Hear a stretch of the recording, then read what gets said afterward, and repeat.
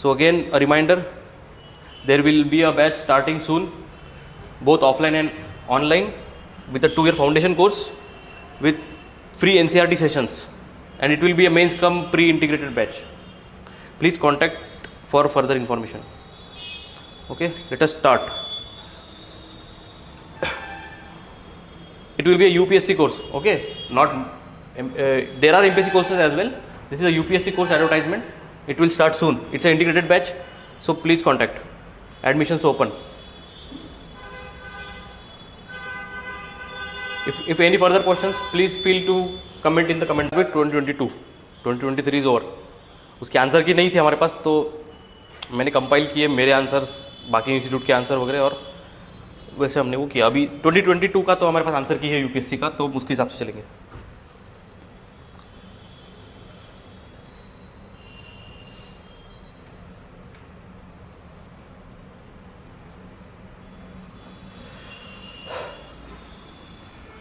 First passage आप करोगे एक बार, और कल इतने सारे किए हमने. अभी कितने किए? 25-26 क्वेश्चन किए. देखो अभी कुछ होता है क्या.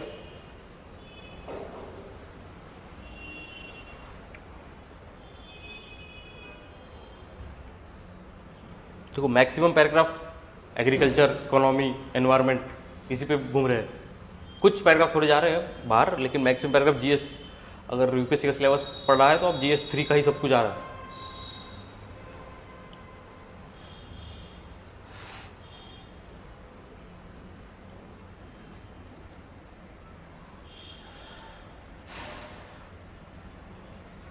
ये थोड़ा सा आसान पैराग्राफ है.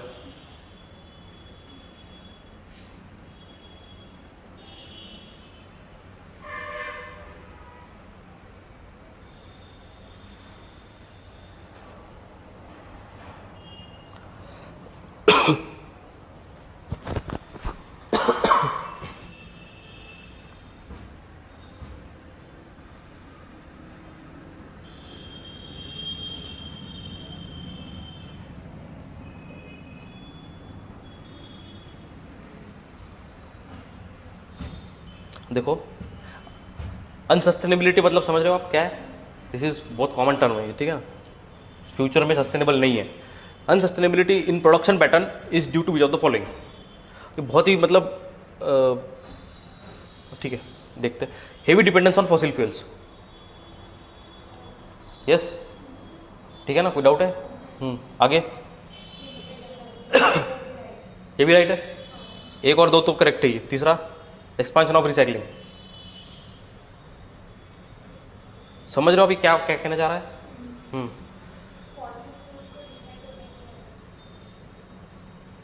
वो तो ठीक है, लेकिन एक्सपांशन ऑफ रिसाइकलिंग मतलब आप रिसाइकल कर रहे हो चीजें, बार बार यूज कर रहे हो, तो एक सस्टेनेबल वे है. यहाँ पे क्या पूछ रहा है? अनसस्टेनेबिलिटी के फैक्टर्स पूछ रहा है, तो ये तो आंसर होना नहीं चाहिए. 3 हटा दो, पहले दो आंसर है. ये ऐसा पैराग्राफ आपको पढ़ने की जरूरत ही नहीं है. ये डायरेक्टली आप 1 और 2 कर सकते हो इसमें, ठीक है. अब देखो जितना प्रैक्टिस करोगे ना, उतना आपको समझ में आएगा कि कौन सा पैराग्राफ पढ़ना चाहिए, कौन सा नहीं पढ़ना चाहिए. मैक्सिमम तो पढ़नी ही है, नो डाउट. मतलब पूरे पेपर में हार्डली 2 पैराग्राफ ऐसे निकलेंगे जो शायद ना पढ़ना पड़े, ठीक है ना. ये आसान पैराग्राफ था, पढ़ने की भी जरूरत नहीं है, छोड़ो इसको. फिर से वही है क्या मेन थ्रेड? हाँ, फिर से वही पैसेज है. 2 क्वेश्चन है पैसेज में, तीसरा भी है नहीं. 2 क्वेश्चन है तो पैराग्राफ पूरा पढ़ना ही है, ठीक है. फिर से फंस गए हम. 2 क्वेश्चन एक ही पैराग्राफ पे. देखो 2023 का जो पेपर था डिफिकल्ट था. हार्डली 2 या 3 पैराग्राफ ऐसे थे जिसमें 2 क्वेश्चन थे. 2022 के पेपर में एक ही पैराग्राफ पे कुछ तो शायद 4 क्वेश्चन है, 3 क्वेश्चन ऐसे भी है. तो 2023 का पेपर ही डिफिकल्ट था, ठीक है. तो वो एक एक्सेप्शन है, हम उसके भरोसे चलते हैं. ठीक, आगे अब देखते बिना पढ़े कुछ हो सकता है क्या. Develop countries can support developing countries transition to sustainable human development by. Develop countries support कैसे करेगी डेवलपिंग कंट्रीज को? By making clean energy sources available at low cost.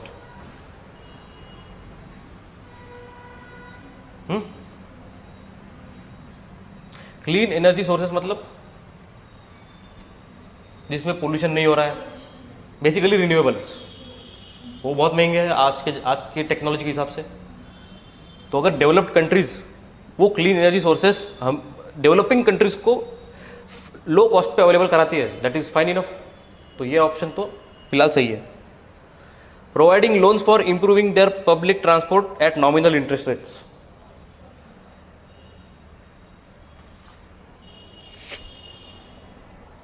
देखो, डेवलप्ड कंट्री डेवलपिंग कंट्री को ये प्रोवाइड कर रही है, ये क्वेश्चन थोड़ा सा अलग है। Are providing loans for improving their public transport. Nagpur metro में जापान का पैसा लगा हुआ है, लगभग वही बात है ये भी करेक्ट स्टेटमेंट है। Encouraging them to change their production and consumption patterns, मतलब डेवलप्ड कंट्री एनकरेज करेंगी डेवलपिंग कंट्रीज को to change their production and consumption patterns. ठीक है, मतलब तीनों आंसर करेक्ट है। अगर कोई यूएस आके इंडिया को कहे आपका प्रोडक्शन सिस्टम चेंज करो, आप जो कंजम्पशन आपका पैटर्न है, ये खाना बंद करो, वो खाना बंद करो, ये पहनना बंद करो, ये पूरा अपने सॉवरेंटी पे सवाल खड़े हो जाएंगे इससे। ये हो सकता है क्या? ये नहीं हो सकता। 1 2 गया, कितने बजे? 1 और 2। लेकिन आई सजेस्ट कि इसके लिए आपको एक बार पढ़ना चाहिए, ठीक है ना। ये प्रोवाइडिंग लोन्स वगैरह मैंने एग्जांपल दिया, अपने बहुत से मेट्रो प्रोजेक्ट्स में बाहर का पैसा लगा हुआ है, आपको शायद ना पता हो, तब याद ना आए, कुछ भी हो सकता है। एक बार ये पैराग्राफ पढ़ लो, 2 क्वेश्चन है पैराग्राफ पे, पैराग्राफ पढ़ना चाहिए, ठीक है। अब पढ़ने की जरूरत है, आगे पढ़ना है, पढ़ लो। The main threat to maintaining progress in human development comes from increasing evident unsustainability of production and consumption patterns. ऐसा लगता है क्वेश्चन आसान थे, पैराग्राफ डिफिकल्ट है। The main threat to maintain progress in human development comes from increasing evident unsustainability of the production and consumption pattern. समझ रहे हो क्या कह रहा है? Maintaining human development process is becoming difficult and difficult. Why? Because of unsustainable practices. Current production models rely heavily on fossil fuels. ठीक है, ये तो पता है। We know that this is unsustainable. ठीक है। The close link between economic growth and greenhouse gas emissions needs to be severed for human development to become truly sustainable. अभी severed का मतलब नहीं बताओ तो ये सेंटेंस पढ़ के आप अंदाजा लगा सकते हो क्या कहना चाह रहा है। Close link between economic growth and greenhouse emissions needs to be cut. ऐसा ही कुछ मतलब हो रहा है। For human development to become truly sustainable, sustainability की तरफ जाना है तो हमें तो ये एमिशंस कट करने पड़ेंगे। Some developed countries have begun to elevate the worst effects by expanding recycling and investing in public transport. ठीक है, ये देखो दूसरा अपना करेक्ट हो गया। Some developed countries have begun to elevate worst effects by expanding recycling and investing in public transport. But most developing countries are hampered by the high cost of low availability of clean energy sources. Developed countries need to support developing countries. वही question तो वही है, developed countries to support developing countries. अब देखो यहाँ पे एक लिखा हुआ है कि developed countries have begun to elevate their worst effects by expanding recycling. जैसे ही ये एक्सपांडिंग रिसाइकलिंग दिखा, लोग ये मार देंगे, एक्सपांशन ऑफ रिसाइकलिंग। लेकिन क्वेश्चन वो नहीं पूछा है, सस्टेनेबिलिटी। यहाँ अगर सस्टेनेबिलिटी पूछा रहता तो ये ठीक था, ठीक है ना। तो थोड़ा सा क्वेश्चन पे भी ध्यान देना चाहिए कि वो एग्जैक्टली क्वेश्चन कहना क्या चाह रहा है। ठीक है, आगे बढ़े। ये तो बिना पढ़ी हमने निकाल लिए थे, ये अभी पढ़ने के बाद ये दूसरा भी कंफर्म हो गया। पहला तो कंफर्म था ही, यूनिवर्सल स्टेटमेंट है, और तीसरा हमने, अब तीसरा नहीं बताओ तो यहाँ से कहीं भी ये लिखा नहीं है कि बाहर की कंट्रीज हमारे ऊपर ये प्रेशर डाल रही है कि अपने कंजम्पशन पैटर्न चेंज करो वगैरह। कह रहा है कुछ नहीं कह रहा है, कह भी नहीं सकता। ठीक है, फिर से आते इस week. Deforestation and denudation will ultimately lead to which of the following. Denudation मतलब geography,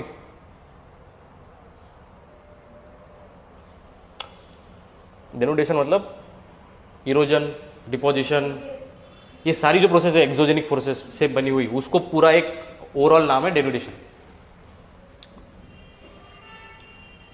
lead to which of the following. Depletion of soil resource,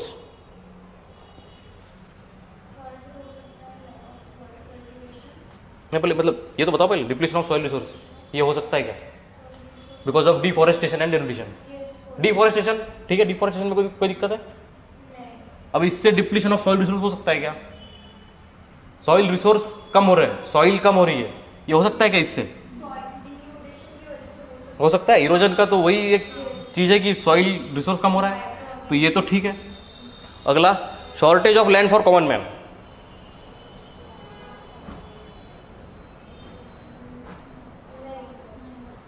land shortage कैसे हो सकता है? कुछ भी हो जाए, लैंड तो वही रहेगी। मतलब सेकंड गया, अपना आंसर निकल गया। देखो ये भी क्वेश्चन हम बिना पढ़े कर सकते थे। वहां पे आपको सोचना है बस कि ये पढ़ना चाहिए कि नहीं पढ़ना चाहिए। वो कैसे होगा? जितना ज़्यादा प्रैक्टिस करोगे। देखो ये सब टाइम बचाने की चीज़ है, अगर टाइम है तो पढ़ना ही है। और lack of water for cultivation, deforestation हुआ, लैक ऑफ वाटर कैसे हुआ?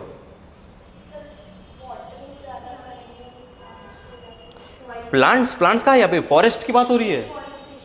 डिफॉरेस्टेशन और प्लांट्स मतलब एग्रीकल्चर की बात थोड़ी ना हो रही है यहाँ पे। डिफॉरेस्टेशन से lack of water for cultivation ठीक है, लैक ऑफ वाटर हो रहा है बोल रहा है वो। फॉर तो कुछ भी हो सकता है, लैक ऑफ वाटर क्यों हो रहा है? डिफॉरेस्टेशन की वजह से। नहीं समझ में आ रहा है ना? ये ज्योग्राफी में शायद होना चाहिए था। फॉरेस्टेशन, जब ट्रीज रहेंगे सॉइल पकड़ के रहेंगे, सॉइल जाने नहीं देंगे आसपास की। अब जब डिफॉरेस्टेशन हो गया, ऊपर की पूरी सॉइल जो है वो निकल जाएगी बाहर, और यहां बचेगा क्या? रॉक स्ट्रेटा पानी इन्फिल्ट्रेट करेगा ही नहीं, दिस इज नॉट इम्परमेबल।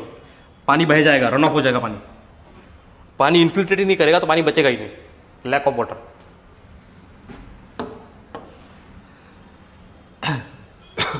वैसे अगर ये नहीं भी पता हो तो इससे हम आंसर निकाल चुके थे पहले से, ठीक है।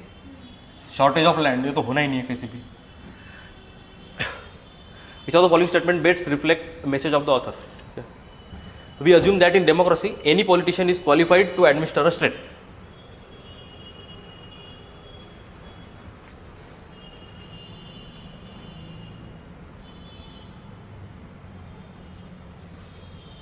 ऐसा अज्यूम करते हैं क्या हम? In a democracy any politician is qualified to administer a state.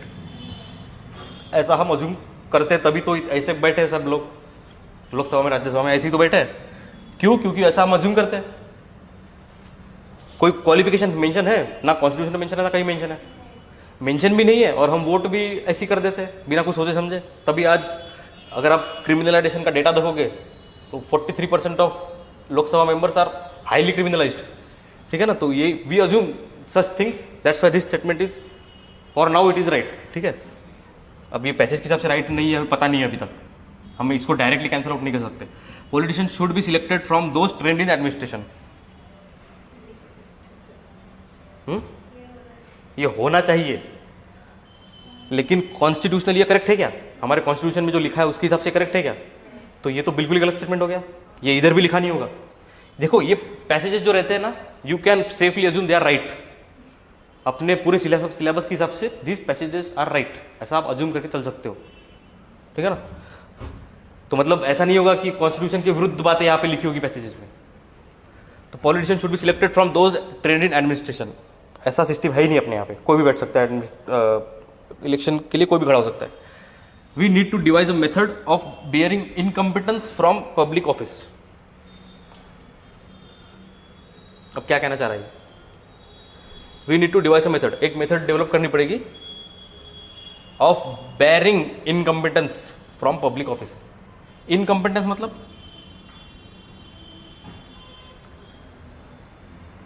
वो पोस्ट पे बैठा है लेकिन उसकी उतनी क्या कह सकते उसको, लेवल नहीं है, एबिलिटी नहीं है। तो इनकम्पिटेंस को हटाने के लिए हमें एक मेथड डिवाइस करनी पड़ेगी किसी तरह से भी। मतलब जो पॉलिटिशियन डिजर्व नहीं करते वहां पे बैठना, उनको भी बिठा रखा है, तो एक तो मेथड हमको ऐसी डेवलप करनी पड़ेगी जो ये इनकम्पिटेंसी को हटाए। तो ये तो ठीक लग रहा है फिलहाल। तो अभी तक हमने दूसरा हटाया, पहला ठीक लग रहा है, और सी भी हमने रखा है फिलहाल। As voters select their administrators, the eligibility of politicians to administer a state can not be questioned. As voter select their administrators, voter select करते हैं एडमिनिस्ट्रेटर को, तब अगर वोटर ने सिलेक्ट किया है तो the eligibility of politicians to administer a state can not be question. खुद ही नहीं सिलेक्ट किया है आपने, और फिर बाद में आप एलिजिबिलिटी के ऊपर क्वेश्चन कैसे उठा सकते हो? ठीक है ना, आपने सिलेक्ट किया है ना, तो हो गया खत्म बात। तो ये भी फिलहाल करेक्ट ही है। अब अपने को पढ़ना पड़ेगा, ये पैराग्राफ पढ़ना पड़ेगा। अब क्या कह रहा है? It in simple matters like shoe making, we think only a specially trained person will serve our purpose. But in politics, we presume that everyone who knows how to get votes, he knows how to administer a state. समझ रहे हो? पहला sentence बहुत plane statement है, कुछ बहुत ज़्यादा है नहीं इसमें. When we are ill, मतलब क्या कहना चाह रहा है ये? मतलब शू आप मोची के पास ही जाओगे बनाने के लिए, लेकिन पॉलिटिशियन आप किसी को बना दोगे, यही कहना चाह रहा है. When we are ill, we call for a trained physician whose degree is a guarantee of specific preparation. ठीक है ना, उसकी डिग्री गारंटी है हमारे लिए. We don't ask question for handsome physician or the most eloquent one. ये तो हम क्वेश्चन पूछते नहीं है. Well then, when the whole state is ill, who should we look to? यही देखो, आप समझ गए पैराग्राफ क्या कहना चाह रहा है. अब आप आओ क्वेश्चन पे. अब क्या कह रहा है? We assume that in a democracy, any politician is qualified to administer a state. अभी क्रक्स निकालना है पैसेज का. पैसेज में क्या मेंशन है वो तो ठीक है, लेकिन एक कंक्लूजन क्या लिखोगे आप, ये निकालना. तो ये कंक्लूजन लिखोगे क्या? We assume that in democracy any politician is qualified to administer a state. D. ठीक है, एक एक करके आते हैं ना. हमारे पास क्या है? ए है, सी है और डी है, तीनों है. एक एक कर, पहले तो बताओ. We assume that in democracy politicians is qualified. ये ठीक है, लिखा है इसने एक सेंटेंस में यहाँ पे, लेकिन ये पैराग्राफ का मैसेज नहीं है. ये पूरा पैराग्राफ इसी पे बेस्ड नहीं है. तो ये गया, ये भी गया, ये तो पहले ही गया था. ये क्या कह रहा है? We need to devise a method barring incompetence from public office. ठीक है, आप डी कह रहे थे, पहले डी पे आते. As voter selected administrators the eligibility of politician to administer a state can not be question. अब ये ठीक है, फैक्चुअली करेक्ट स्टेटमेंट है, लेकिन ये कहीं भी पैराग्राफ में कहा है ऐसा? इसका कुछ रेफरेंस मिल रहा है आपको कि वोटर क्वेश्चन कर रहे, मतलब एलिजिबिलिटी ऑफ पॉलिटिशियन पे हम वोटर क्वेश्चन कर रहा है, ऐसा कहीं भी पैराग्राफ में मेंशन नहीं है. आप देख सकते हो. मतलब वो फैक्चुअली तो करेक्ट स्टेटमेंट है, but that is not the message of the paragraph. Message क्या है? ये बार बार क्या कह रहा है कि हम कहाँ जाते हैं? ट्रेन पर्सन के पास. ट्रेन मतलब जो कॉम्पिटेंट पर्सन है उसके पास जा रहे हैं हम बार बार. शू मेकर हो या फिर डॉक्टर हो, लॉयर हो, उसके पास जा रहे हैं. लेकिन पॉलिटिशियन चूज करें तो हम किसी के पास भी जा रहे हैं, इनकम्पिटेंट लोग के पास जा रहे हैं. तो बार बार वो इनकम्पिटेंसी की ही बात हो रही है. That's why answer is C. देखो, ये मैं मानता हूं इसमें कंफ्यूजन थोड़ा सा होगा, लेकिन अगर कंफ्यूजन भी है, you have two choice, go for it. 50-50 chance तो है.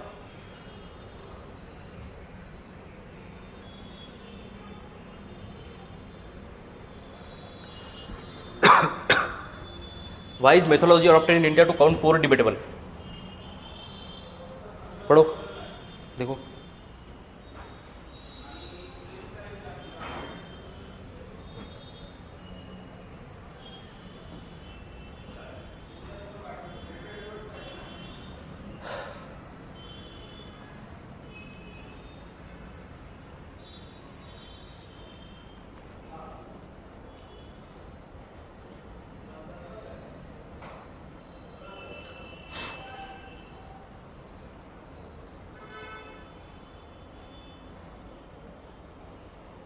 कितने एलिमिनेट कर पा रहे हो ऑप्शन आप? कौन सा कर पा रहे हो, या कुछ भी नहीं हो रहा है? क्वेश्चन क्या कह रहा है? मेथोडोलॉजी जो हमने अडॉप्ट की है टू काउंट द पुअर, वो डिबेटेबल है. मतलब वो क्या है, संशयास्पद मराठी में, उस पर ऊपर डाउट है कि वो सही नहीं है. क्यों? वही आंसर निकालना है हमें. There is some confusion regarding what should constitute the poverty line. अगर आपने 11th की वगैरह इकोनॉमी पढ़ी हो तो वो पहली लाइन उसी सब एक चैप्टर भी उस पर पूरा मेंशन है. वो सारी लाइंस पॉवर्टी लाइन. आजकल क्या चल रहा है? तेंदुलकर कमेटी का एक लाइन पॉवर्टी लाइन का, मतलब हम जो आज के हिसाब से जो चल रहे हैं पॉवर्टी लाइन, वो है तेंदुलकर कमेटी की पॉवर्टी लाइन. उसके पहले एक रंगराजन कमेटी थी, ऐसी मेंशन है उसके वो 11th की कॉपी में. तो मैं इसलिए कह रहा हूँ जीएस का नॉलेज होना इसमें फ़ायदेमंद होता है. नहीं है तो भी बात नहीं है, कोई दिक्कत नहीं है. There is some confusion regarding what should constitute the poverty line. Poverty line मतलब क्या? What is poverty line?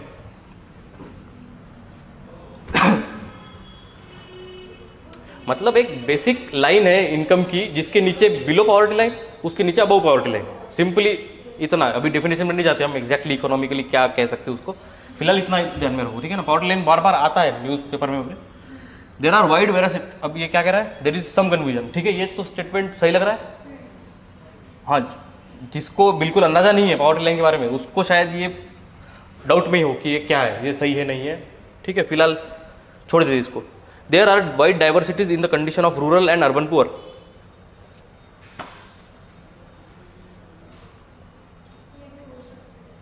Wide diversities मतलब अर्बन और रूरल पुअर में बहुत ज्यादा फर्क है, ठीक है ना, उनके लाइफस्टाइल में, उनके पावर्टी लाइन में भी। अर्बन की पावर्टी लाइन मेजरमेंट अलग है, रूरल का अलग है। रूरल में अगर सर्वाइव करना है तो कम पैसे में हो सकता है, अर्बन लाइफ में वो नहीं हो सकता, तो ये डाइवर्सिटी तो है, ये भी करेक्ट है। तीसरा, there is no uniform global standard for measuring income poverty.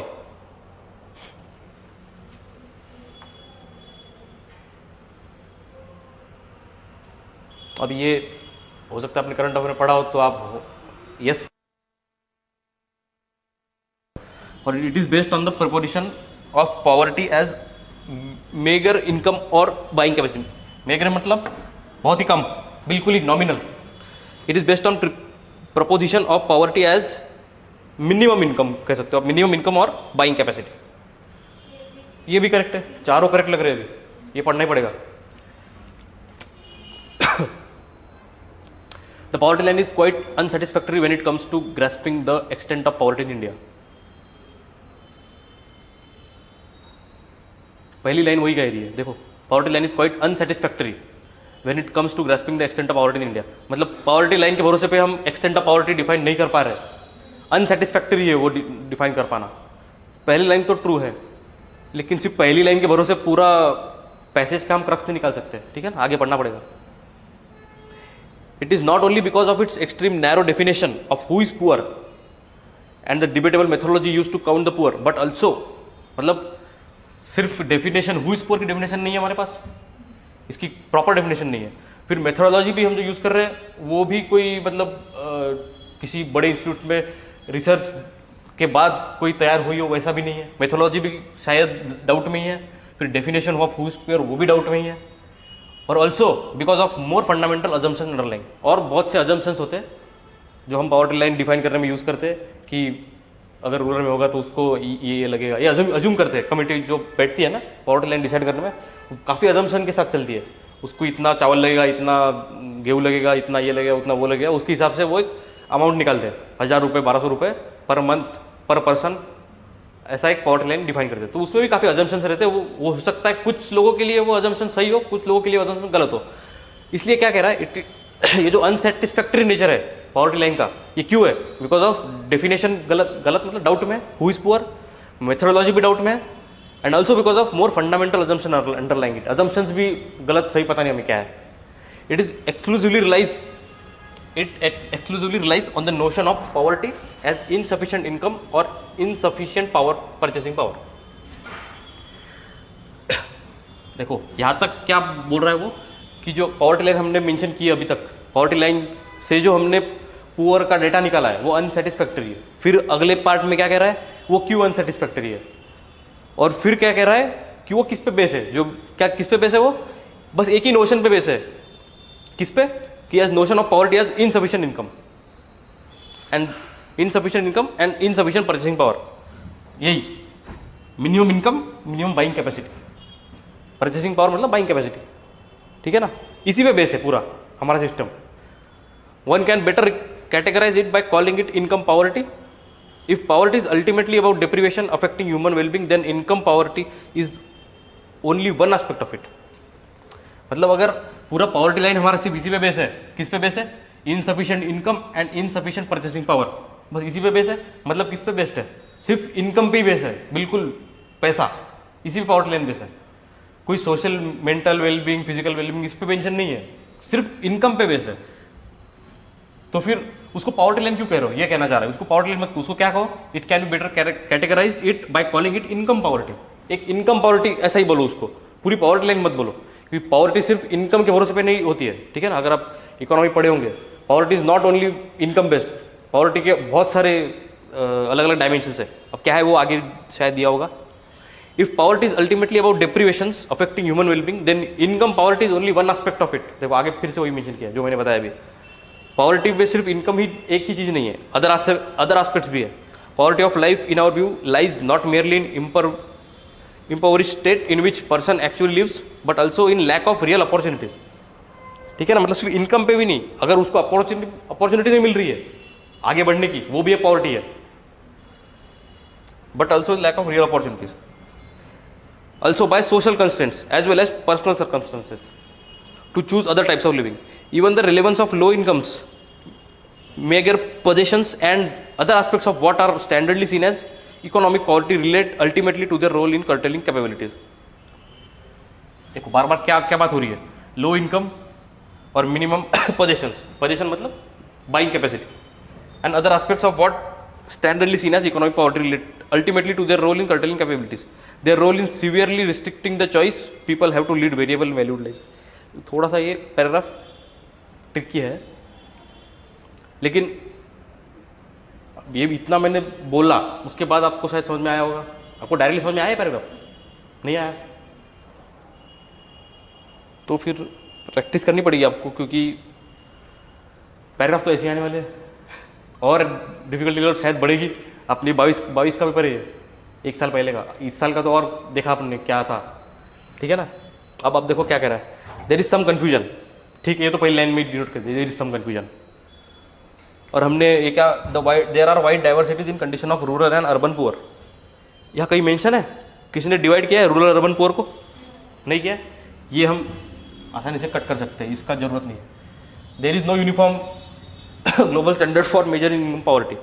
ठीक है, पर ये पैराग्राफ का तो कोई मैसेज नहीं है। ये भी गया, बचा ये दो। It is based on the proposition of poverty as minimum income और बाइंग कैपेसिटी। क्या हो सकता है? डी हो सकता है, आंसर डी ही है। देखो बार बार आ रहा है पैसेज, 2-3 बार आ चुका है ये, minimum income minimum buying capacity, ये 2-3 बार आ चुका है पैराग्राफ में। अगर कंफ्यूजन हो भी आप इसमें, तो आप अगर पैराग्राफ पढ़ लो एक बार तो आप इस पे आ सकते हो आराम से। अब ये some confusion in poverty line, ये तो है ठीक है, एक लाइन मेंशन है उस पर, बाद में बहुत सारी बातें हुई उसके बाद। ठीक है, तो अब तक का शायद ये थोड़ा सा ट्रिकी था पैसेज। फिर से वही पैसेज है, देखो ट्रिकी था, लेकिन एक पैसेज पे 2 क्वेश्चन आ रहे हैं। वो 2023 के पेपर में इतना ट्रिकी होने के बाद भी एक ही क्वेश्चन था। फिर से पूरा पैसेज पढ़ो। Why is income poverty only one measure of counting the poor. आपने पूरा पैराग्राफ पढ़ा है।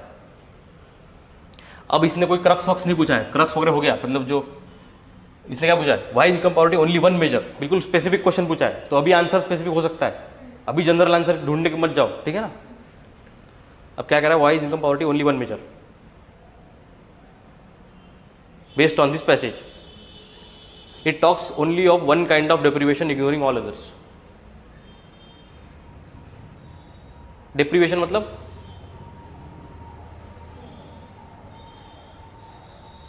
lack of something, ठीक है ना। तो इनकम पॉवर्टी किसकी बात कर रहा है? It talks only of one kind of deprivation. कौन सा डिप्रीवेशन? सिर्फ इनकम डिप्रीवेशन, इसके बारे में बात कर रहा है वो, और किसी के बारे में बात नहीं कर रहा है, सिर्फ इनकम की बात हो रही है। So it talks only of one kind of deprivation and ignoring all others. ये मेंशन भी है पैराग्राफ में, आप अगर देखोगे तो देखो क्या क्या, it's exclusively relies only on notion of poverty as insufficient income और परचेसिंग पावर। मतलब क्या है, calling it as income poverty, income, ठीक है ना। तो only one kind of deprivation ignoring all others, ये करेक्ट स्टेटमेंट है। आगे देख लो कुछ और मिल रहा है तो, other deprivations in human life having nothing to do with the lack of purchasing power। मतलब इनकम के अलावा जो कमी है, मतलब डेप्रीवेशंस है, उसका कोई लेना देना नहीं है परचेसिंग पावर से। देखो ये बहुत ही विचित्र स्टेटमेंट है, जो क्वेश्चन से रिलेट ही नहीं कर रहा कुछ, तो ये तो छोड़ ही सकते हो आप। Income poverty is not a permanent condition, it changes from time to time. अब इसके वजह से थोड़ी ना उसको ओनली वन मेजर कहा गया है। ये ठीक है, इनकम पॉवर्टी चेंज होती है, पॉवर्टी लाइन चेंज होती है, लेकिन जो क्वेश्चन है उसको ये आंसर नहीं कर रहा है। Income poverty restricts human choices only at a point of time. Answer पहला ही है, ये भी वो आंसर नहीं, मतलब स्पेसिफिक आंसर पहला ही है। अब यहाँ पे आप जनरलाइज स्टेटमेंट ढूंढने मत जाना, ठीक है ना। स्पेसिफिक क्वेश्चन पूछा गया, ऐसा रेयर ही होता है, लेकिन पूछा है तो पूछा है।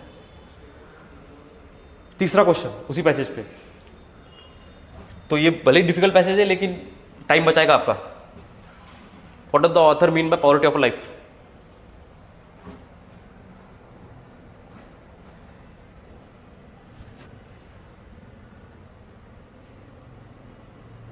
देखो ये तो आसान, ये तो आना चाहिए।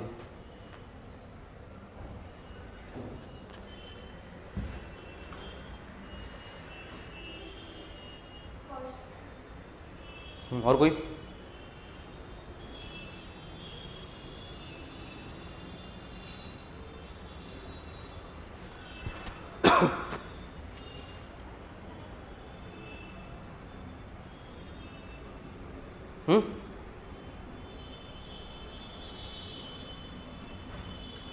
What does the author mean by poverty of life? ये बार बार मेंशन किया गया है। पॉवर्टी ऑफ लाइफ के बारे में, पॉवर्टी ऑफ इनकम की बात नहीं हो रही है, सिर्फ इनकम पॉवर्टी की बात नहीं हो रही, पॉवर्टी ऑफ लाइफ पूछ रहा है वो। सब कुछ आएगा। तो क्या कह रहे हैं? All depression human life which stems not only from lack of income but lack of real opportunities. ठीक है ना? पैराग्राफ एक बार पढ़ने के बाद आपको ये आना चाहिए। बार बार पैराग्राफ पढ़ने जाओगे टाइम बर्बाद होगा, बता रहा हूँ मैं आपको। और एक तो 3 क्वेश्चन है, टाइम बचाने वाला चीज है ये। ठीक है, तो पहला आंसर है। आगे देख लेते हैं, impoverished state of poor people in rural and urban areas. फिर से रूरल अर्बन, यहाँ पे कहीं मेंशन ही नहीं है, कोई बाइफर्केशन ही नहीं है रूरल अर्बन में। Missed opportunities in diverse personal circumstances. अब देखो फिर से ये, अब ये भी आंसर हो सकता है लेकिन इसमें इनकम छूट गया। ये सिर्फ अपॉर्चुनिटी की बात कर रहा है, इनकम छूट गया इसमें। Material as well as non material deprivations in human life which restricts human choices permanently. Restrict material and non material deprivations. Material और नॉन मटेरियल मतलब एक्चुअल चीज, फिजिकल चीजें। नॉन मटेरियल मतलब spiritual, mental wellbeing, social wellbeing, ये सब चीजें। Answer तो first ही है, इसमें कंफ्यूजन नहीं होना ही नहीं चाहिए। ये बिल्कुल स्ट्रेट फॉरवर्ड स्टेटमेंट है। पहली आंसर निकल के बाद ये पढ़ने की जरूरत ही नहीं, ठीक है ना? ठीक है, हो गया आज के लिए इतना ही। ठीक है, 7 बज रहे हैं, मिल जाना है। इसके और क्वेश्चन है क्या? इस पे नहीं है। So welcome once again, good evening for all offline as well as online students. Okay, so we'll start again with whatever we left in the last class. So what was done? This was done, I guess. So those who have not been there yesterday, please go through the online lecture. Yes, this was done. This poverty section was completely done. So we will start on in question number 21. We'll go by conventional or question first. Okay. So following assumptions, we have to check whether these assumptions are made in this paragraph or not. Development of agricultural technology is confined to developed countries. What do you think? Irrespective of whatever is written, is this statement correct or wrong? Correct. Development of agricultural technology is confined to developed countries. It's a correct statement as per you. India is developed or developing country? Developing. So there is no agricultural technology developed in India as per this statement, because development is only in development of agriculture is only in developed countries. So this statement is wrong, completely wrong. Agricultural technology is not adapted in developing countries. Same sentence is written in another way. ठीक है? Agricultural technology is not adapted in developing countries. This is also wrong. Both statements are wrong. Now, for such thing we need not to read the paragraph, because I have already told you, you have to assume this paragraph is right, factually right. You can safely assume it. I don't know about MPSC, but in UPSC you can safely assume that this is right paragraph, factually right paragraph. So you can directly go and neither one nor two. Okay. Next. I think same paragraph. You might need to read that paragraph completely, because there are 2, 3, I guess, yes, 3 questions are there. So you have to read the paragraph. Let us read the paragraph first. In some places in the world, the productivity of staples such as rice and wheat has reached a plateau. What do you mean by has reached a plateau? In some places, productivity of staples such as rice and wheat has reached a plateau. What do you mean by plateau in geography? Pathar means level land. Reached a plateau means it has reached its saturation level. Now it cannot go up. That's what it is telling. Huh? Neither new strains nor fancy agrochemicals are raising the yields. New strains are not, means anyhow yield is not increasing. It has remained plateaued. Nor is there much unfarmed land left that is suitable to be brought land into cultivation. If global temperature continues to rise, some places will become unsuitable for farming. Application of technology can overcome. Pen, where is the pen? Just a second. ये pen से होगा क्या? देखो. Now till I guess this. Now this upper part of the paragraph, this completely deals with what there is stagnation of production. Stagnation of production, and because of and the reason for it, no new strains, nothing, yield is not increasing. This is the first part. Then what he says, application of technology can overcome these problems. Agriculture technology is changing fast. Much of this change is brought by affluent farmers in West Americas. Now it is talking about technology, and who is bringing in technology? Who is bringing? Affluent farmers, the high-end farmers. Okay, Americas and all those countries. Now see, in India, our agriculture is subsistence agriculture, majorly, not commercial. There, it's a commercial. Okay, that's a occupation. Techniques developed in the West are being adapted some places to make tropical crops more productive. Now, what do you mean by tropical crops? Crops which are growing in tropical countries. You know what is tropical countries? No?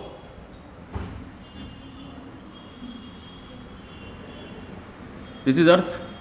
What is this? Equator. And if I draw latitude of 23.5, what is this? Cancer?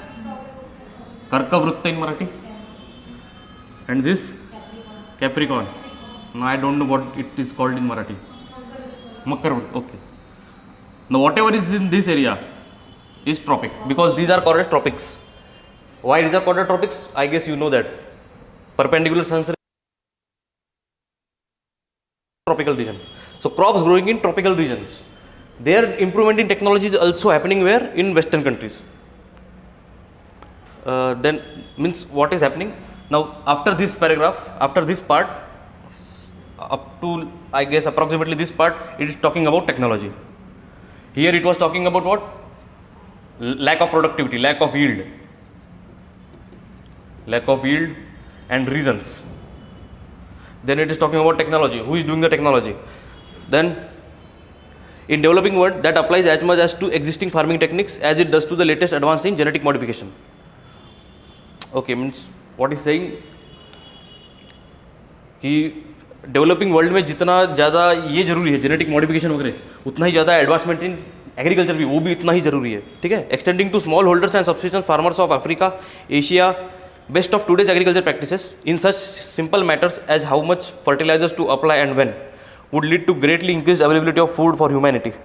So basically they are, what is this saying? Apply this and you will get more productivity. That's what the paragraph is telling you. Simply matters on how much fertilizers to apply and when would lead to greater increase in availability of food. So would things like better road storage facilities to allow the carriage of surplus to markets or reduce wastage. Look, this last portion of this paragraph is a bit confusing. Okay, you have to read this again. Till this you have got what the paragraph is saying. Okay, now extending this technology to small holders in Africa and Asia means low level farmers, so called subsistence farmers, not the commercial farmers. Best agriculture practices of today means these practices which are applying in Western countries need to be applicable where? In developing countries also. So this is the crux of the passage. Now we have done this. Now let us come to this. Poor countries need to bring about change in their existing farming techniques.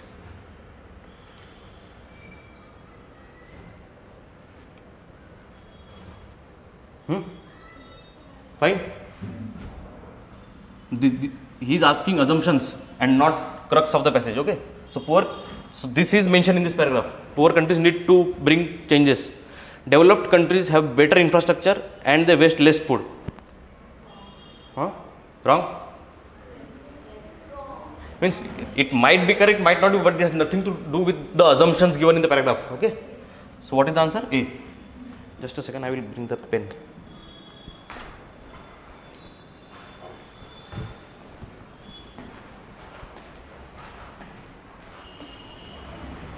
It's a pen.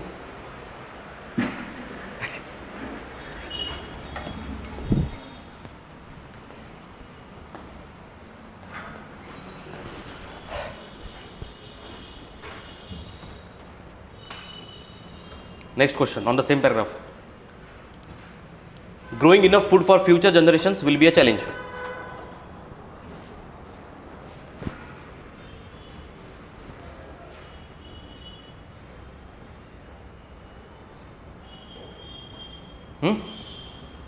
Is this assumption correct?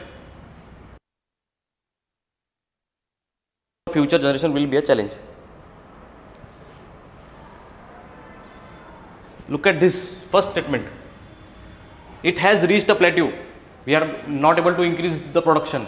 That's what the first statement is saying. Okay? So this is right statement. Corporate farming is viable option. Corporate farming कहीं भी mention नहीं है पूरे paragraph में, कहीं भी नहीं, इधर भी नहीं. ठीक है? Directly go with first, and that's your answer. Okay. Now let us see if it has, okay, 1, 2, 3 questions on the same paragraph. Need to read the paragraph first.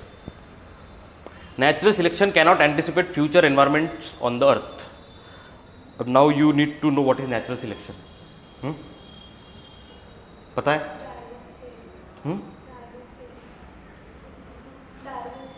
हाँ, Darwin's theory of natural selection. So can you guess what is the meaning of this first line? Natural selection cannot anticipate future environments on the earth.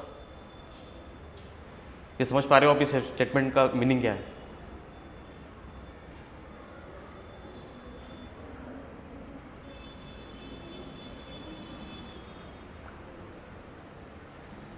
The natural selection must have gone through in the Darwin, only environmental chapters you might have gone through this. Natural selection क्या होता है? For example, there is a habitat. There is a habitat, and in this habitat there are two species, A species and B species. Quite similar species. Their niche is same. Their habitat is same. Their occupation is same. Their food is also same. Food is limited. Now there is competition. So what will happen? Naturally, one of them will get extinct. This is called a natural selection. So if, for example, B gets extinct because of genetic reasons, B get extinct and A remains. So this is the natural selection of A. But what the first sentence is saying, that natural selection cannot anticipate future environments on the earth. Means there is no guarantee that A will also survive. So this is the meaning of natural selection. You need to apply what you know, basically. Okay? Therefore, the set of existing organisms can never be fully prepared for environmental catastrophes that await life. वही समझाया उसने अगली line में. देखो, set of existing organisms can never be fully prepared. मतलब जो select हुए हैं वो भी organism can never be fully prepared for the future catastrophes. Catastrophes मतलब समझ रहे हो? कैटास्ट्रोफीज आपदाएं. ये हिंदी में अगर आप ढूंढोगे तो आपदाएं लिखा होगा. अर्थक्वेक, वोल्केनिज्म, जो भी natural calamities. Okay, an outcome of this is the extinction of those species which cannot overcome environmental adversities. So they will also get eliminated. This failure to survive in modern terms can be attributed to genomes which are unable to withstand geological vagaries or biological mishaps. Now this paragraph is going towards genetics, more of a genetic engineering paragraph. Let us read first, then we will go. In biological evolution on the earth, extinction of species has been a major feature. ये तो पता है आपको, evolution जब से हो रहा है, स्पेसीज एक के बाद एक extinction. There have been 6 episodes of mass extinction. This is 6th episode which we are living in. The है. द अर्थ में presently have up to 10 million species, yet more than 90% of species that have ever lived on the earth are now extinct. Okay, 90% are extinct. which may have lived earlier. Once again, the creationist doctrines fail to satisfactorily address why a divine character will firstly bother to create millions of species and then allow them to perish. Now see, एक ये थोड़ा सा difficult paragraph है समझने के लिए. पहले I guess before the evolution of geography, there was a tussle between religious teaching, that is church, versus the science. Heavy conflicts were there. So what they were suggesting, that Darwin suggested theory of evolution and they were completely against it. They are saying we are children of God. That's what they are saying. So look at this. Once again, the creationist doctrine means doctrine of whom? The religious persons. Creationist doctrine failed to satisfactorily address why a divine creator means God, why a divine creator will firstly bother to create millions of species and then allow them to perish. Perish means allow them to eliminate. तो ये sentence क्या कह रहा है कि वो जो church या फिर रिलीजियस थिंकिंग का जो एक हाइपोथेसिस है कि हम गॉड के चिल्ड्रन हैं, वो बिल्कुल इन्होंने खारिज कर दिया कि अगर ऐसा है तो फिर ये ऐसा कैसे हो गया. ठीक है. द डार्विनियन एक्सप्लेनेशन, डार्विन कौन है? साइंटिस्ट है, he is not a church guy. Darwinian explanation for extinct life is once again simple, elegant and at once convincing. अब क्या कह रहा है Darwin? Organisms go extinct as a function of environmental और biological assaults for which their inheritance deems them ill equipped. अब देखो, ये क्या कह रहा है कि हर ऑर्गेनिज्म बायोलॉजिकली डिफरेंट होता है. ठीक है. And that difference will cause him to be live longer और एक्सटिंक्ट अर्लियर. ठीक है. वही कह रहा है वो कि इक्विप्ड है वो बायोलॉजिकली या नहीं है, उसके ऊपर डिपेंड करेगा कि एक्सटिंक्ट हो रहे कि नहीं हो रहे. Therefore the so called Darwinian theory of evolution is not a theory at all. Evolution happens, this is a fact. The mechanism of evolution is amply supported by scientific data. Indeed, the date no single zoological, botanical, geological, paleontological, genetic or physical evidence has refuted either of central two main Darwinian ideas. If religion is not taken into consideration, Darwin's laws are acceptable just like the laws proposed by Copernicus, Galileo, Newton. These all are these are scientists. ठीक है. Sets of natural law that explain natural phenomena in the universe. Basically ये झगड़ा ही दिखा रहा है, पूरा paragraph ही उसी पे ही है. जेनेटिक इंजीनियरिंग, फिर बीच में रिलीजियस एक एंगल और फिर साइंटिस्ट लोगों के एंगल. ठीक है. अब देखो क्या कह रहा है. According to the passage, natural selection can not anticipate future environments on the earth as. पढ़ो, देखो आप अभी आ सकता है क्या आंसर.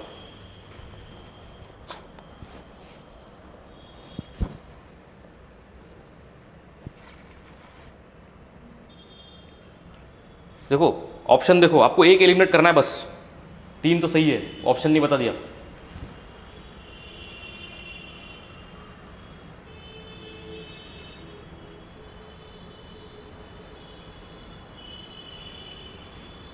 तुरंत आंसर आ जाना चाहिए था. देखो दूसरा स्टेटमेंट पढ़ो.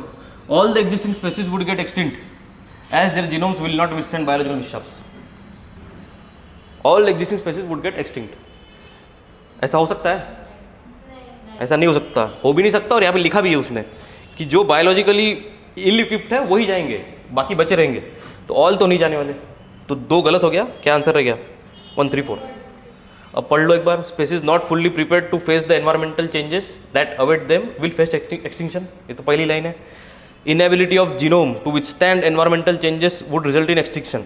ये फिर से वही biological equipness. Extinction of species is a common feature. वो भी क्या कह रहा है इस पे देखो एक बार, कुछ कर सकते हो आप.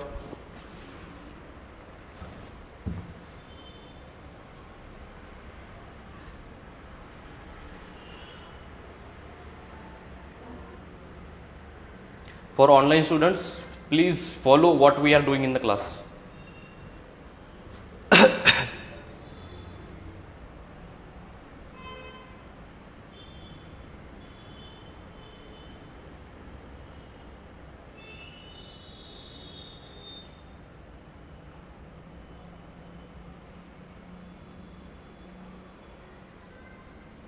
देखो वो क्या कह रहा है. Darwinian theory of evolution is not a theory at all because basically में क्या ढूंढना है. डार्विनियन थ्योरी से रिलेटेड कोई सेंटेंस ढूंढना है हमें इसमें, बस वही ढूंढना है और कुछ नहीं। अब देखो पहला क्या कह रहा है, it does not satisfy the creationist doctrine.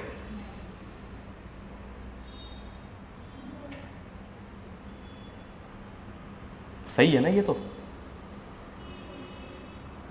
क्रिएशनिस्ट doctrine मतलब क्या, जो डिवाइन डॉक्ट्रिन है, गॉड जो चर्च ने दिया हुआ है, it does not satisfy, Darwin theory does not satisfy this doctrine. बराबर तो स्टेटमेंट, फिर बराबर है स्टेटमेंट। अब दूसरा देखो, extinction is a function of environment and biological assaults. ये तो सीधा सीधा लिखा ही है इसने यहाँ पे, वही बायोलॉजिकली इक्विप्ड एनिमल्स वगैरह, तो ये भी सही है। There are no evidences to refute it. अब इसने पूछा क्या है, theory of evolution is not a theory at all, ऐसा लिखा है इसने यहाँ पे। मतलब ये सेंटेंस आपको पैराग्राफ में वैसे का वैसे मिल जाएगा अगर आपने पैराग्राफ ढंग से पढ़ा होगा तो। देखो यहाँ से, the Darwinian explanation for extinct life is once again simple, elegant, because organisms go extinct as a function of environmental और biological assaults for which their inheritance deems them ill equipped. Therefore Darwinian theory of evolution is not a theory at all. सीधा सीधा लिखा हुआ है answer B. मतलब ये बहुत आसान था ये चीज़ है, पैराग्राफ से सीधा उठाना था आपको, ये मिलता नहीं है यूपीएससी में आसानी से ऐसा। Ability to overcome environmental catastrophes will survive and perpetuate. Correct है। कितने ऑप्शन बचे, 3 बचे, ठीक है। अगला देखो, more than 90% of species of earth on the earth are in danger of getting extinct due to drastic change. ये 90% देखा कि मैं काट डालूंगा आंसर, ठीक है ना, कहीं मेंशन नहीं, इतना कोई वैल्यू मेंशन नहीं है यहाँ पे। Darwin theory explain all the natural phenomena, कोई भी थ्योरी कोई सब नेचुरल फिनोमेना एक्सप्लेन कर ही नहीं सकती, ये तो बहुत ही आंसर है। अब आप ट्राई करो एक बार।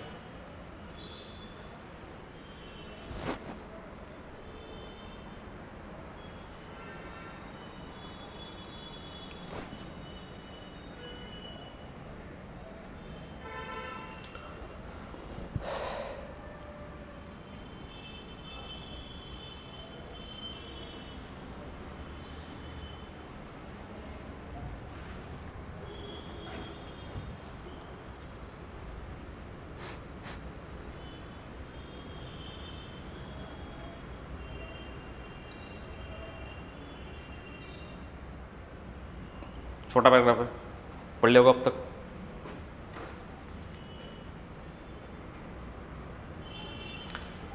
सो क्या कह रहा है, people should be persuaded to continue with the mainly Indian traditional cereal based diets.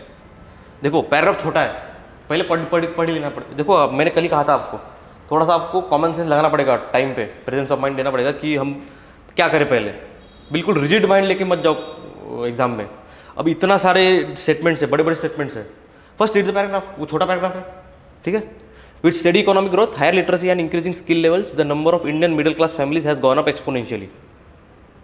अब ये तो ट्रूथ है, ये इसमें कोई, ठीक है। Middle class families has gone up exponentially. Direct results of affluence have been changes in dietary patterns and energy consumption levels.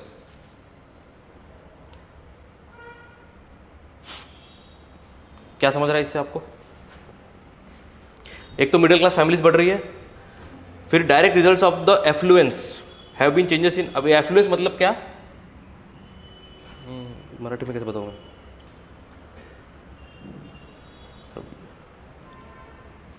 वो छोड़ो, नहीं भी समझ में आया छोड़ो उसको। क्या कह रहा है, have been changes in the directory pattern, middle class की डायरेक्टरी पैटर्न में चेंज हो गया है, कंजम्पशन लेवल्स में चेंज हो गया है। जैसे जैसे इकोनॉमी बढ़ेगी, उनकी इनकम बढ़ेगी, सब पैटर्न चेंज होते जाएंगे, ठीक है ना। Peoples have move to higher protein based diet like milk products, fish, meat, all of which need a significant amount of water to produce than cereal based diets, ठीक है। मतलब यहाँ पे वाटर का इंपॉर्टेंस थोड़ा सा मेंशन किया है यहाँ पे। फिर क्या, increase use of electric machines, gadgets, motor vehicles also need more energy and generation of energy needs water. ये आधा पैराग्राफ तो वाटर पे ही शायद बेस्ट है। अब देखो, people should be persuaded to continue with mainly Indian traditional cereal based diets. ये convey कर रहा है पैसेज? नहीं। आगे, India needs to focus on developing agriculture productivity. Agriculture productivity तो कहीं मेंशन ही नहीं है कहीं भी। आगे, modern technology developments results in change of culture and social behaviour of the people. आखिरी, water management practices in India need to change dramatically in the coming years. Answer ये डी है। क्योंकि बाकी कोई सही ऑप्शन है ही नहीं, इसलिए आंसर डी है। लेकिन ये भी थोड़ा सा एक्सट्रीम स्टेटमेंट है, ड्रामेटिकली ऐसा कभी होता ही नहीं है, लेकिन अभी अपने पास चॉइस ही नहीं है, तो आंसर डी है। अच्छा 41। अब देख लेना यहाँ पे अब कितने क्वेश्चन है एक ही पैराग्राफ पे, 2 है, तो पहले पैराग्राफ ही पढ़ लो।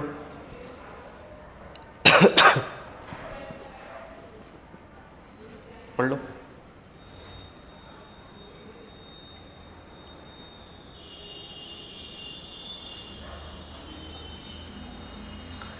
For 2 or 3 generations past, ever increasing numbers of individuals have been living as workers merely, not as human beings. क्या कहना चाह रहा है? ह्यूमैनिटी कम हो रही है और human being used as means to an end, ये बढ़ रहा है, ठीक है ना। ह्यूमन बींग को एज ऑब्जेक्ट की तरह यूज कर रहे हैं लोग, workers merely, for past 2 or 3 generations. An excessive amount of labor is rule today in every circle of society, with the result that man's spiritual element cannot thrive. मतलब ये labour system जो है ये भी रूल बन चुका है. He finds it very difficult to spend his little leisure in serious activities. Leisure मतलब फ्री टाइम जो मिलता है हमें, ये लेजर चीज़ डेवलप कंट्री में बहुत इंपॉर्टेंट चीज़ होती है, ठीक है ना. लेजर टाइम वगैरह उनके लिए बहुत, वहाँ पे अभी शायद 4 days वीक भी शुरू कर रही है कुछ कंपनीज. लेजर टाइम बढ़ाना मॉडर्न टेक्नोलॉजी से, ये उनका उद्देश्य लग रहा है. He does not want to think और cannot even if he wants to. Time ही नहीं उसके पास. He seeks not self improvement but entertainment which would enable him to mentally idle and to forget his individual activities. मतलब वो क्या करता है, अगर खुद स्पिरिचुअली थिंक करने के लिए उसके पास टाइम नहीं है तो वो क्या ढूंढता है, एंटरटेनमेंट ढूंढता है हर चीज़ में, ठीक है ना. To enable him to be mentally idle and forget his usual activities. ये लेबर सिस्टम से पूरा हटने के लिए वो एंटरटेनमेंट के बारे में सोचता है हर बार. Therefore the so called culture of our age is dependent more on cinema than on theatre. ठीक है ना. थिएटर क्या है, ये क्लास बेस्ड है. सिनेमा क्या है, मास बेस्ड है. इसमें हम, ठीक है आगे बढ़ो, more on newspaper, magazines, crime stories than serious literature. ठीक है ना. अब समझ में पैराग्राफ क्या कह रहा है. अब देखो क्या कह रहा है. Man should not work hard. Man should not work hard. Wrong कि राइट है? रॉन्ग है ना.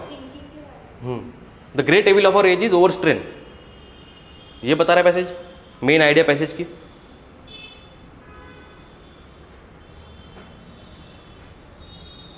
ठीक है. नहीं अगर डाउट हो रहा है तो आगे जाओ.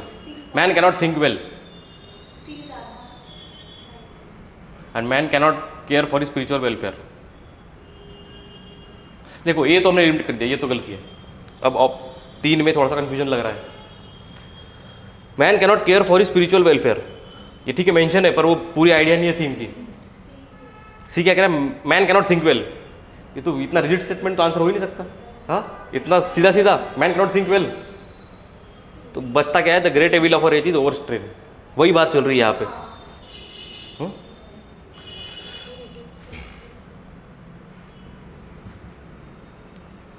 Man does not seek self employment because, अब देखो स्पेसिफिक क्वेश्चन है, now you need not be generalization. ठीक है.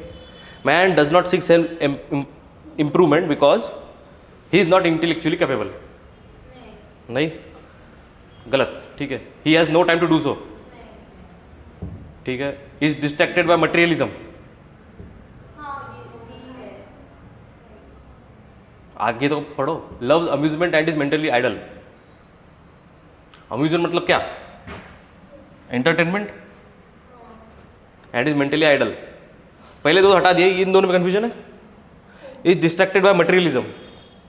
देखो मटेरियलिज्म, एग्जैक्ट मटेरियलिज्म की बात नहीं हो रही है यहाँ पे. मटेरियलिस्टिक क्या हो गई, मनी, फिजिकल प्रॉपर्टी, ये सब मटेरियल चीज होगी. ये क्या ढूंढ रहा है, एंटरटेनमेंट, स्पिरिट, मतलब मेंटली फिट होने की बात कर रहा है वो. तो यही बच रहा है फिर. ठीक है ना.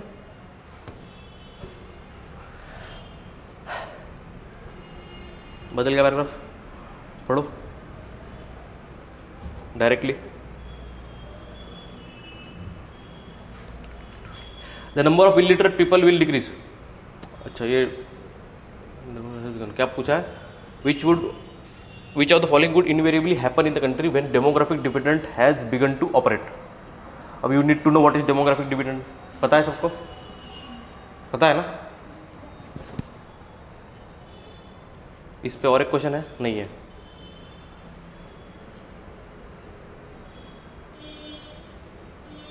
Number of illiterate people will decrease. हाँ, क्यों? ऐसा क्या हो गया डेमोग्राफिक डिपेंडेंट मिलने के बाद कि इलिटरेट पीपल डिक्रीज हो गई? डेमोग्राफिक डिपेंडेंट मतलब क्या? हाँ हाँ हाँ, ते ॲसेट आहे. तर बेसिकली डिव्हिडंड म्हणजे dividend as good as profit समजा तुम्ही. डिव्हिडंड म्हणजे काय? एक कंपनीत तुम्ही इन्व्हेस्ट केलं, आता कंपनी जेव्हा प्रॉफिट कमवेल स्वतः तेव्हा तुमच्यामध्ये वाटेल तू प्रॉफिट, त्याला म्हणतात डिव्हिडंड. तर प्रॉफिट केव्हा होईल? जेव्हा working population is more than dependent population. म्हणजे एक तर 15 वर्षाच्या खालचे हे डिपेंडंट आहे आणि 60च्या वर हे डिपेंडंट आहे. यांचं पॉप्युलेशन जेव्हा वर्किंग पॉप्युलेशनच्या कमी राहील, that is called demographic dividend. आता number of illiterate people will decrease. आता याच्याशी काही घेणं देणं आहे का? वर्किंग ते तर गव्हर्नमेंटला पॉलिसी आणावं लागतील तशा की ते डिक्रीज झाल्या पाहिजे. डेमोग्राफिक डिपेंडंट डायरेक्टली आपण हे नाही म्हणू शकत की पॉप्युलेशन इलिटरसी कमी होऊन जाईल, असं नाही होऊ शकणार. नाही तर वाचा पाहिजे एकदा. ठीक आहे. आता ठीक आहे, आपण हे सध्या रॉंग इनेटिव्ह राईट इनेटिव्ह. ठीक आहे. The ratio of very old and very young will decrease for वाईल. ते डेमोग्राफिक डेफिनेशनच ती आहे. तर हे तर ठीकच आहे. Okay. Population growth rate will quickly स्टॅबिलाइज.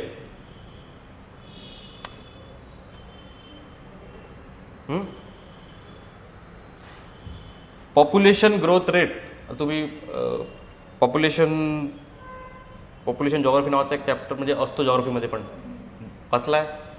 You have gone through it. Population growth rate कसा असतो? हा समजा डेथ रेट आहे, हा जवळपास हा बर्थ रेट आहे. पहिले डेथ रेट कमी होतो, हे माहीत आहे तुम्हाला की मी हे माहीत आहे? सांगू एकदा.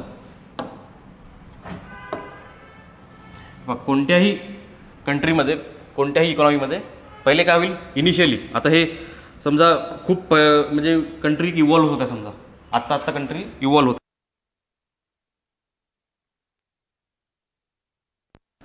तर पहिले काय होईल? पहिले पॉप्युलेशन स्टेबल राहील, बर्थ रेट पण हाय राहील, डेथ रेट पण हाय राहील.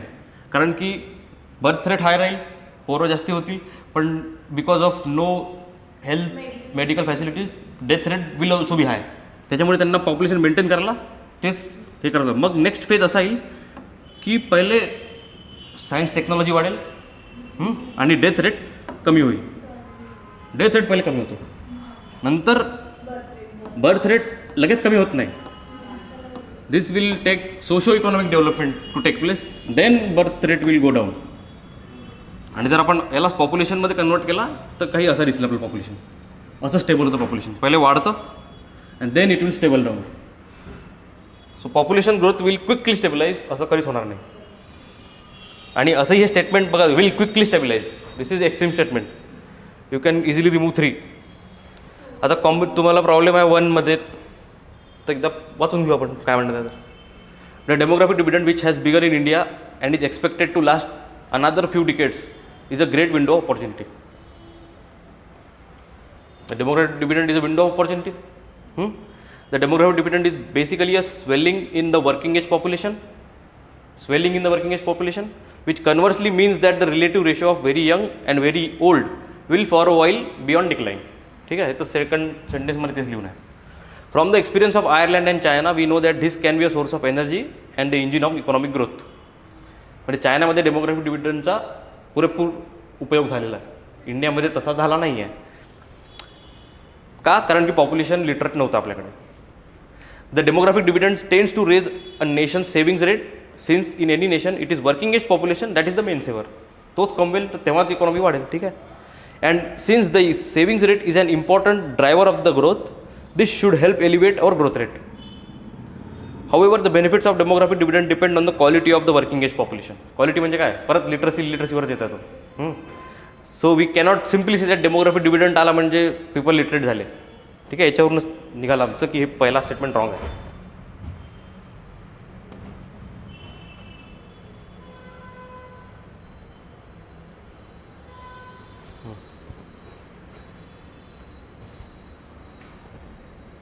छोटासा पॅराग्राफ पहिले वाचू आपण. In an economic organization allowing mankind to benefit by the productivity of machines should lead to a very good life of leisure. Leisure मी आता सांगितलं तुम्हाला, प्रोडक्टिव्हिटी ऑफ मशीन्स वाढली, लेजर वाढेल, मशीनच काम करतील. And much leisure is apt to be tedious except for those who have intelligent activities and interest. Leisure प्रत्येकालाच आवडेल असं नाही आहे. तर much leisure is apt to be tedious except to those who have intelligent activities and interest. ज्याच्याकडे extracurricular activities करायला हे scope आहे, जो इंटेलिजंट आहे, तो त्या लेजरचा पण चांगला यूज करू शकतो. For others it will be a tedious job. If a leisured population is to be happy it must be an educated population and must be educated with a view to enjoyment as well as to the direct usefulness of technical knowledge.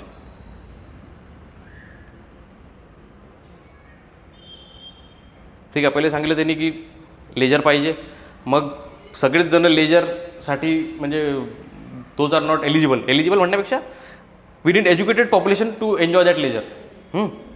Now read the paragraph, read the answers.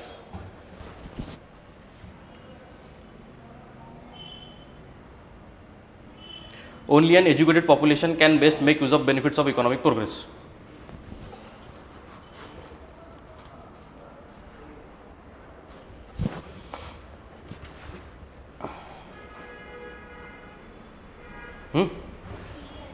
ठीक आहे. All economic development should be aimed at creation of leisure. नाही ना, okay, wrong. And increase in the educated population of a country leads to an increase in happiness in the people. Increase in educated population leads to happiness. हे पण नाही आहे, इथे लेजरचा connect दिला आहे त्यांनी म्हणून तसं हॅपीनेस म्हटलं होतं. इथे काहीच तसं नाही आहे. Use of machines should be encourage in order to create a large leisured population. हे पण कंपल्ट नाही. ठीक आहे, आन्सर इज ए.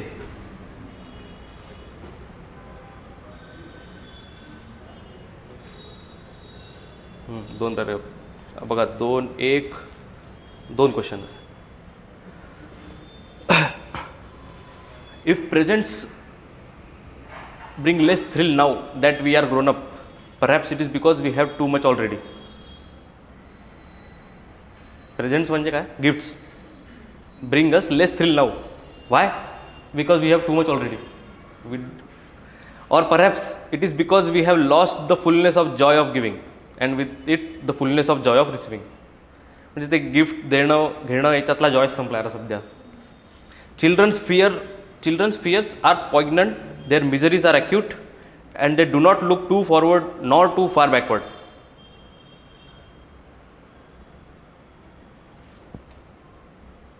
यातलं काय कळालं? नाही कळालं समोर चला. Their joys are clear and complete because they have not yet learnt always to add but to every proposition.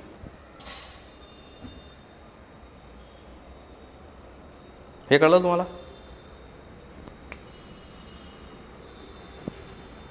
There joys are clear and complete. They are innocent. प्रत्येक गोष्टीला ते बट नाही लावणार आपल्यासारखं. पण आता काय, they will be happy on the superficial idea itself. ठीक आहे. Perhaps we are too cautious, too अँशियस, टू स्केप्टिकल म्हणजे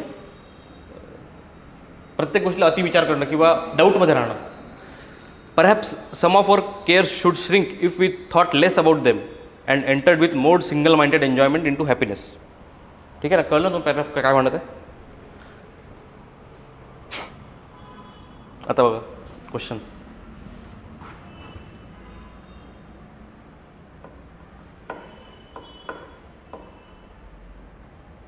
it is not possible for adults to feel thrilled by presents. हे काही पॅसेज सांगत नाही आपल्याला. ठीक आहे. There can be more than one reason why adults feel less thrilled by presents.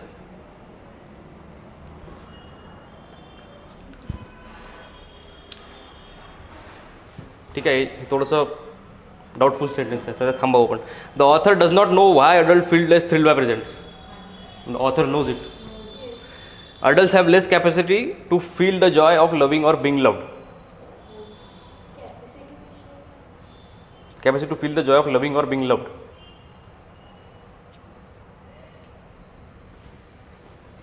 Less capacity, कॅपॅसिटीचा काही संबंधच नाही इथं, ठीक आहे ना. एकच उरलं आता हे जे कन्फ्युजन स्टेटमेंट आहे. There can be more than one reason why adult feel less thrill by presents. आता इथे लिहू ना त्यांनी एक 2-3 रिझन दिलेले आहे, ठीक आहे ना. एक चिल्ड्रनची माइंडसेट दिली आहे जी अडल्ट्समध्ये राहत नाही, ठीक आहे ना. तर this can be your answer. Try this.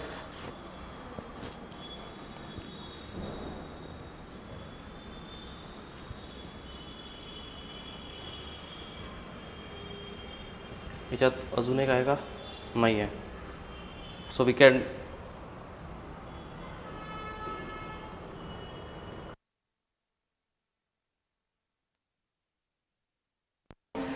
खूप स्पेसिफिक क्वेश्चन आहे, तो तुम्हाला पॅसेज वाचावाच लागेल. अरे हाच तर पॅसेज आहे तो, परत कशाला वाचायचा आहे. Worrying too much about the past and future. Passage is against what? Worrying too much about the past and future. Is passage against this? Against आहे ना त्याच्या. Passage is against what? विरुद्ध. कशाच्या विरुद्ध आहे पॅसेज? याच्याच विरुद्ध आहे ना. Worrying too much,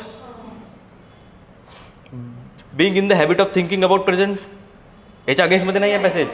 not being thrilled by new things, हे तर पॅसेजमध्ये म्हटलं आहे त्यांनी. Giving and receiving joy only partially, हे पण सेंटेन्स नाही, हे बेसिकली हे स्टेटमेंट. म्हणून थोडासा क्वेश्चन व्यवस्थित वाचा. याच्यावर 2 क्वेश्चन्स आहे. I guess we are done. नाही आहे वाटतं अजून.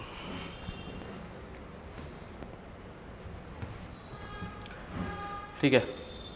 The majority of people who fail to accumulate money sufficient for their needs are generally easily influenced by the opinions of others. ठीक आहे. Simple sentence. They permit the newspapers and the gossiping neighbours to do their thinking for them. Okay. Opinions are the cheapest commodities on the earth. म्हणूनच influence होतात opinions, कारण पैसा नाही. आता cheapest काय? Opinion आहे.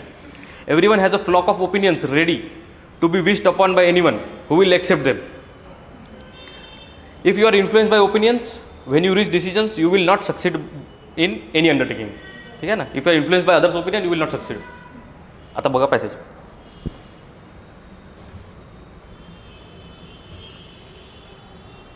Most of the people do not accumulate money for their needs. Money अक्युमुलेशनचा पॅराग्राफच नाही आहे.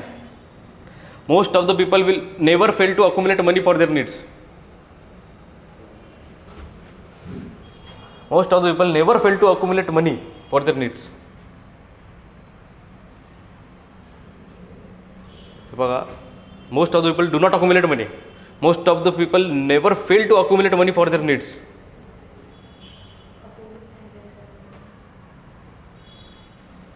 हे पहा, पॅराग्राफ तर सोपा आहे, क्वेश्चन थोडासा कठीण आहे.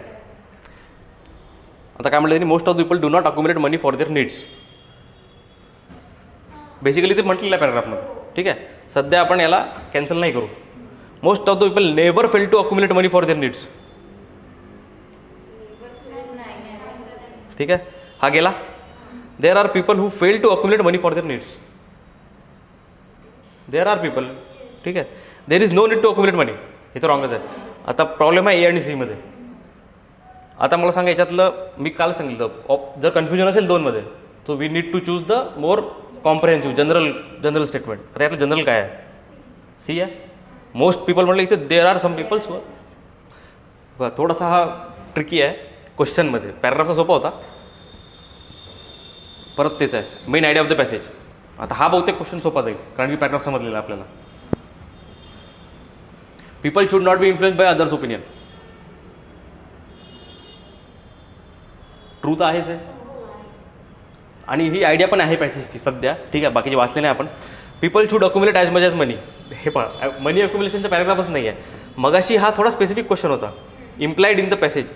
कारण की आता सगळे स्पेसिफिक स्टेटमेंट होते म्हणजे आपल्याला त्यात चूज करणार आलं. आता इथं तसं नाही आहे. पीपल शुड अक्युमुलेट मनी गेलं. People should neither give nor accept the opinions. No, this is not correct. People will succeed in any undertakings if they do not accept any opinion at all. First है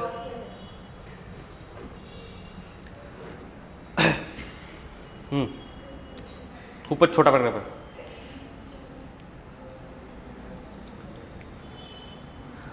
social order is a sacred right which is basis of all other rights. आता मी काल सांगितलं social order म्हणजे काय.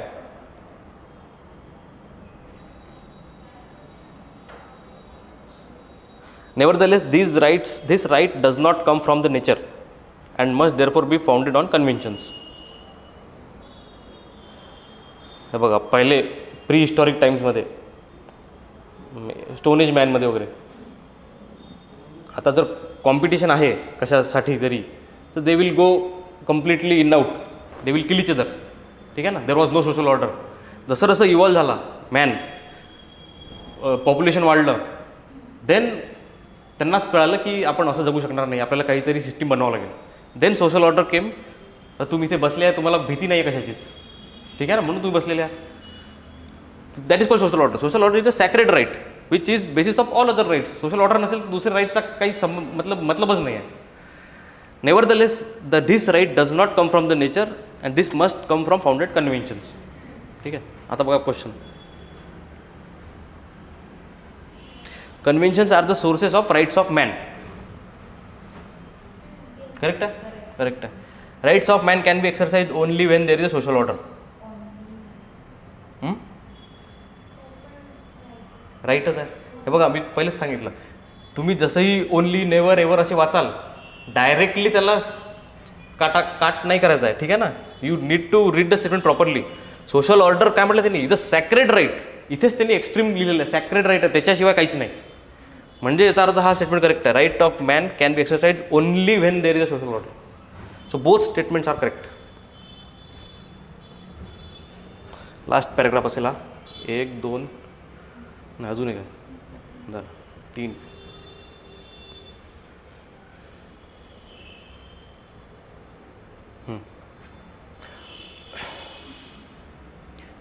Question वाचून बघायचा. छोटे छोटे ऑप्शन आहे.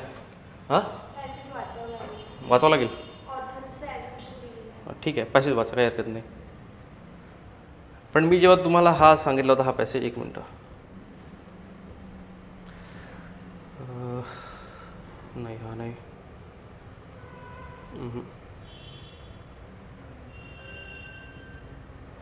हां डेमोग्राफिक डिव्हिडंडवाला. आता जर तुम्हाला डेमोग्राफिक डिव्हिडंड काय आहे एक्झॅक्टली माहीत असतं तुम्हाला पॅसेज वाचायची गरज नसती. ठीक आहे ना. तर एखादा पूर्ण जीएसच्या टॉपिकवर जर एक पॅराग्राफ आला आहे एक स्पेसिफिक टॉपिकवर, you can go by directly by answering the question. ठीक आहे ना. बट स्टील टाईम वेळ आहे तर पॅसेज वाचायचा.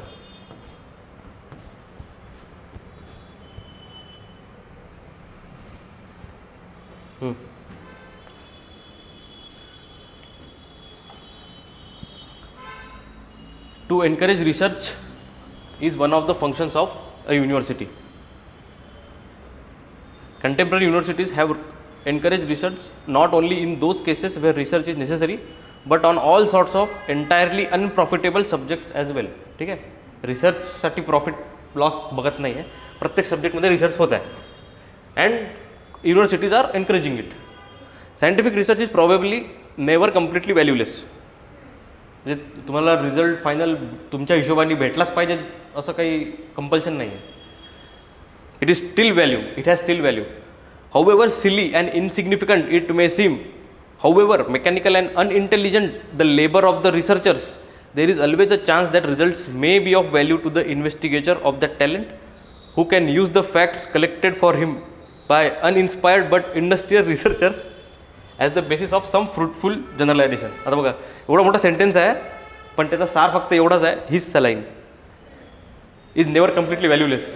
एवढंच त्यांनी फक्त एवढ्या मोठ्या सेंटेन्समध्ये लिहिलेलं आहे, कॉमा देऊन देऊन.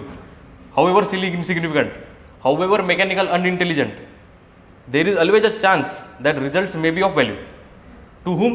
To investigators of talent who can use these facts collected by uninspired but industrial researchers. Basically तेच लिहून आहे, परत तेच लिहून आहे. But where research is not original but consists in the mere rearrangement of existing material.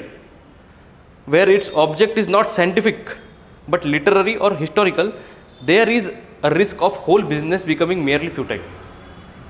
म्हणजे research जर original नसेल then there is a danger of the result being, म्हणजे रिझल्ट आला तरी प्रॉब्लेमच आहे जर ओरिजिनल रिसर्च नसेल तुमचा तर. आणि if research is in historical then you have to be more careful. ठीक आहे ना. आता काय म्हटलं, author's assumptions about scientific research is, it is never very valuable. Wrong. It is sometimes very valuable. It is always valuable. It is never without some value. It is never without some value. Hey correct आहे की wrong आहे? It is never without, बरोबर आहे. It is always very valuable.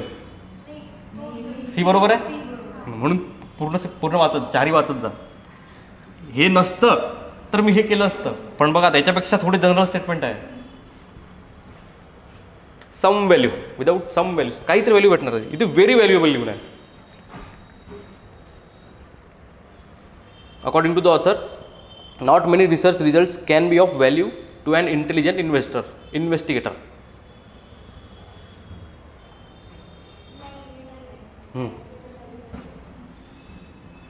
तेच तर आपण बघितलं की any research has some value, म्हणजे हे चुकलं. A research result is always valuable to an intelligent investigator.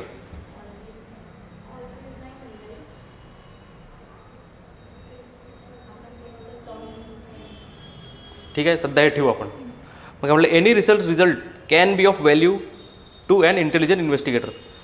आता बघा त्यांनी सेम सेंटेन्स रिपीट केला आहे, ऑलवेज काढून टाकला आहे. म्हणजे हे थोडंसं जास्त ॲक्युरेट आहे. म्हणजे हे गेलं आता सध्या, सी उरलं. A research result must always be of some value to an intelligent, परत मस्ट आलं C. Last, how best can the problems of floods and droughts be address so that losses, एकच आहे ना. How best can the problems of floods and droughts be address so that the losses are minimal and the systems become resilient. Resilient म्हणजे problems of floods and droughts be address so that losses are minimal and systems become resilient. हे बघा आता दोन term असतात. एक आहे resistance आणि एक आहे रेझिलियन्स.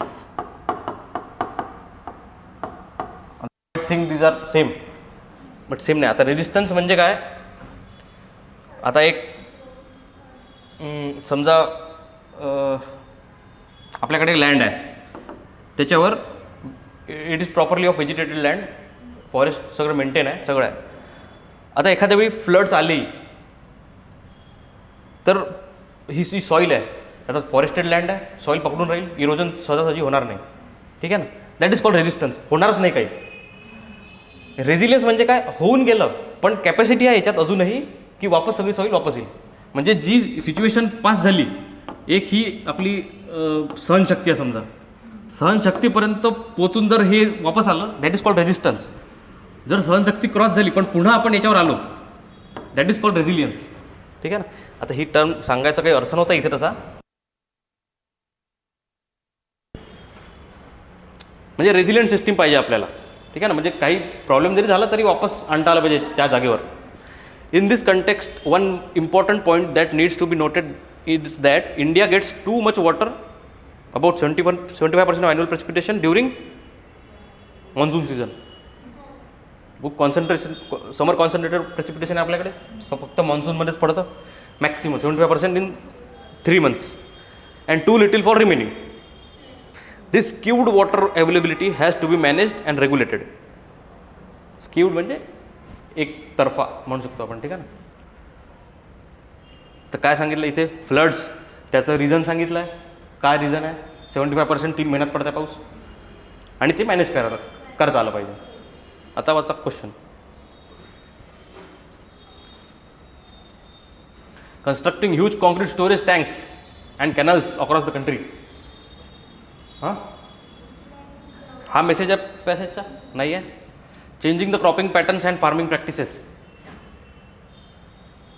कुठे आहे मेन्शन फार्मिंग प्रॅक्टिसेस वगैरे काही नाही. Interlinking of rivers, specific solution चालले सगळे. Buffering stops of water through dams and recharging aquifers, तसं तर हे पण मेन्शन नाही आहे. आता आपल्याला विचार करावा लागेल थोडासा. वॉटर मॅनेजमेंट विषयी दिलेलं आहे. हां ठीक आहे ना. एक हे गेलं, हे तर नाही आहे आणि हे पण नाही आहे. हे दोन नाही आहे का नाही आहे समजलं तुम्हाला. आता हे दोन बघू. Constructing huge concrete storage tanks and canals across the country. Constructing huge across the country, पूर्ण country. Buffer stocking of water through dams and recharging aquifers. आता कोणतं जास्ती कॉम्प्रिहेन्सिव्ह आहे, कोणतं जास्ती एक म्हणजे कन्क्लुजन टाईप स्टेटमेंट आहे. डी आहे, ए नाही आहे. बस D is the answer. Okay, so for online students and even offline students, we are starting UPSC 2025 batch, prelims cum mains integrated. So please contact at this number, and batches are both offline as well as online. It's a 2-year foundation course, and for further details please contact the branch. Okay, so now we will start with 2021 paper after 5 minutes break. Okay.